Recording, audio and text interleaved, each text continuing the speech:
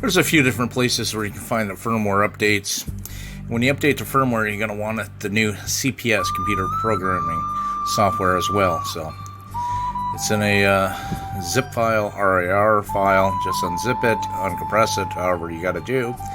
And we're going to give it an update. Let me show you.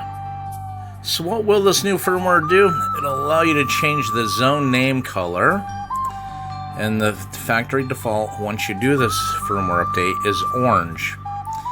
And CPS optional settings, power save, auto shutdown type allows to set the auto power off count time be affected by call or not. So if you're in the middle of a call, it won't shut it off, or if you're in the middle of a call and wanted to shut off, it'll shut off right in the middle of QSO. CPS channel data ACK disable, that's number 4. Allows you to disable the radio response to repeater data service request. Never used that, don't know nothing about that. But also, one of the other things I read about this firmware, I've never seen it in my radio since it came from the factory with 1.18, but when you're in scanning, like say I'm on an analog FM zone, say I'm listening to the police across my county, apparently some radios have a click, click, click, click as it switches channels. Mine, I don't hear that. And that'll help eliminate that clicking. So anyways, and also changes the default time to 2020. You're going to have to reset the time and date in the radio once you do this, as well as reload your code plug. So if you're comfortable with making those changes and reloading your code plug, make sure you save it before you begin this process.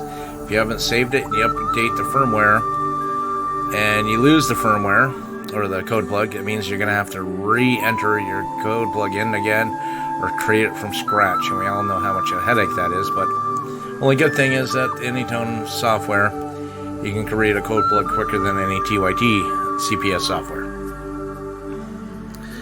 So one of the most important things is to set your COM port. I think we all know how to do that. This is not a tutorial or a video to walk you through on how to do everything. In this video, I assume you have a basic working knowledge of the CPS software that's necessary. The most important part of all of this firmware update is the GPS and the APRS must be off.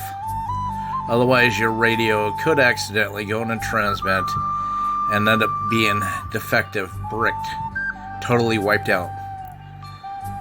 So remember, make sure those are off, and then you're going to push to talk and the PF3 key, and you're going to power on the radio. That's going to get it into the programming mode. So we're going to go to Tools, Firmware and Update, and my CPS software, since it was 1.18, I'm upgrading from only one little step. It just says Firmware. Icon Update is a separate little drop-down menu. So when you go over to the firmware update, that little file that we uncompressed in the beginning, you're going to want the SCI file, the file that ends with SCI, Sierra Charlie India. So once you write the firmware to the radio, it's going to do its little reboot thing, but then you're going to have to reboot it. So in order to do this, you're going to have to reset the radio. And again, like I said to you back in the beginning of the video, you're going to have to reload the code plug. So power off the radio, and while pushing the push to talk and the PF1 button down at the same time, power on the radio. Do not shut the radio off while it restarts. You want to confirm green menu key. Then you're going to set your time zone, date and time.